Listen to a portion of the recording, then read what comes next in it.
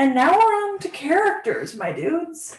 We're going to talk about characters. So we have, obviously, Urza, Lucy, Happy, Natsu, and Gray. Yes. Right? And I think we talked about all 5 of them last episode. But so we get a little bit more backstory for Gray. Yeah. Having to do with Leon and and Deliora.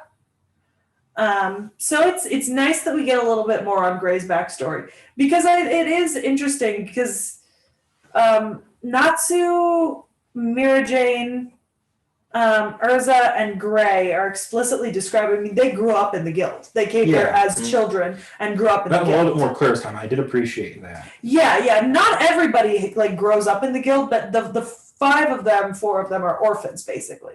So they did grow up in the guild. And so we are going to get backstory on every single one of them as to why they grew up in the guild and why they're orphans. So this is part of Gray's. Are they the orphans of destiny all tied together by a single event? I wish. Good. I've seen that used so many times. Yeah, no, it's not quite that. No. Actually, the next arc, the next big arc we cover will be about Ezra. Yay. Which will be, my second submission in season 3. Okay. So then we have Deliora the demon, which there's nothing to him. Yeah. No, it's just he's another end of the world demon monster. I know. We saw in the previous arc as well. Yeah. And then there's Sherry, Toby, and Yuka. Who? Those are the 3 henchmen. Yeah. Who? Big eyebrows, necklace, sock, and pigtail with mouse. Oh. Jesus Christ. Love girl. Yeah, Sherry is the love girl. Toby's the one who's obsessed with socks and kind of looks like a dog. And Yuka has the giant eyebrows. I hated Toby. Yeah, Toby's annoying. Toby never gets better. Oh, God. Literally never. And Toby is still around in episode 200 something. God, Toby never gets better. And then we have Leon. Yeah. I remember. Sub-Zero Emperor Leon Vastia. The one who trained with Gray and in the north. Yes, the stupid idiot. Got it. Yeah. I'm gonna melt Deliora's ice so I can kill Deliora. Yeah, and prove that I am more powerful than our master. Guys, you've already won. You don't need to melt the ice. Yeah. Stop trying to clutch defeat from the jaws of victory. Or is that the correct way? Yeah, fuck no.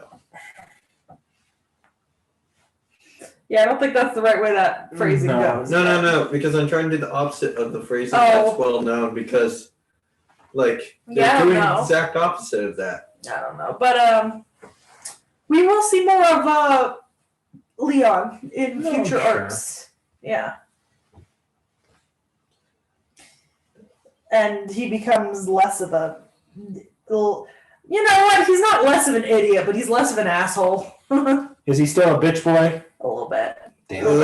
Actually, there's this hilarious thing that happens later where there ends up being a love triangle with Leon, Gray, and this girl. Except Leon loves the girl loves Gray, and Gray doesn't love either of them. And it's really, really funny when you see it in practice.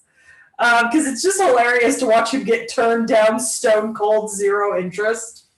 Yeah. When he's so obsessed, but we will get to see some of that, for sure. By the end of my submissions next season, we will get to experience said horrendously funny. I already know which character you're talking about, and it pains me. Yeah, but she's such a good character at times. We'll see. Anyways, there aren't really any other characters other than the demons, of course, on the island. Yeah. But we don't really get to talk to them a whole lot. My son is dead. No, he's not. Sometimes I feel like I can still hear his voice. Yeah, because I'm still fucking alive. Okay, but I've actually seen that joke play out. Yeah. No, I was referencing the TikTok. No, it was funny. That was by far, not one of the worst parts of this arc. They're also just such idiots. I love them, but they're such idiots. Okay, Luffy actually doesn't annoy me as many of our other, as say Naruto or not Luffy. I was gonna say, why are we starting this sentence with Luffy and ending it with Naruto? Natsu doesn't annoy me as much as Luffy or Naruto did. Okay. Actually, after the last episode, I actually am kind of enjoying that. He seems a little bit more of a character than those two did. Yeah. I'm really fucking excited to get into the next couple arcs, to be honest. Do we also, just so I'm clear, do we also eventually get tournament-style arcs for the show? So there is... Oh, but what do you mean by tournament style? Like, mage versus mage, like... So... Well, the entire show has been mage versus mage. I get it. You mean more in like an actual tournament or games context? Yeah, kind of like so that. That'll happen twice in this show. One time is going to happen.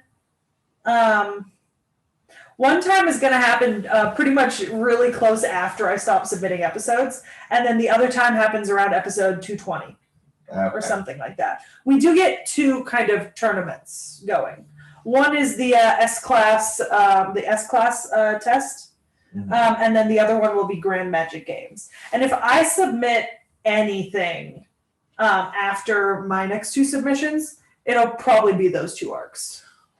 This is kind of ties into characters. The body swap episode, I actually thought was handled pretty well because the characters were still, like, you could still tell who was who. Yeah. So I actually give props to the voice actors for being able to jump into the other characters and for the characters to have their own distinct styles of speaking well enough to be able to pull that off. Yeah, I have to wonder if they did a thing like Helena Bonham Carter and Emma Watson did in the seventh Harry Potter movie, where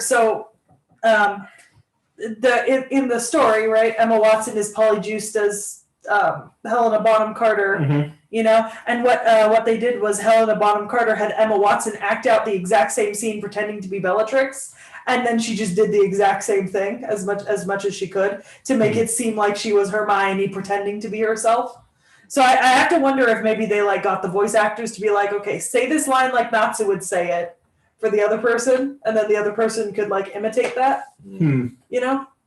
Like, I have to wonder if maybe there was some sort of like magic going on, because it wouldn't be too much effort to do that behind the scenes. No, but it was definitely pretty well handled, I think, as far as the production went for that. I guess that's production value, but kind of works. I don't know. It's just a thought I had. Yeah. I'm pretty all over the place on the show, to be honest. I think that's all we really have to say. Waifu Wars. Oh yeah. Oh yeah, Waifu Wars! Waifu Wars! Waifu Wars! Waifu Wars! Vaughn! Who was my wife last time? I don't know. Earth, I guess? I don't know. Okay, Realm. Come back to me in a minute. Knick-knack.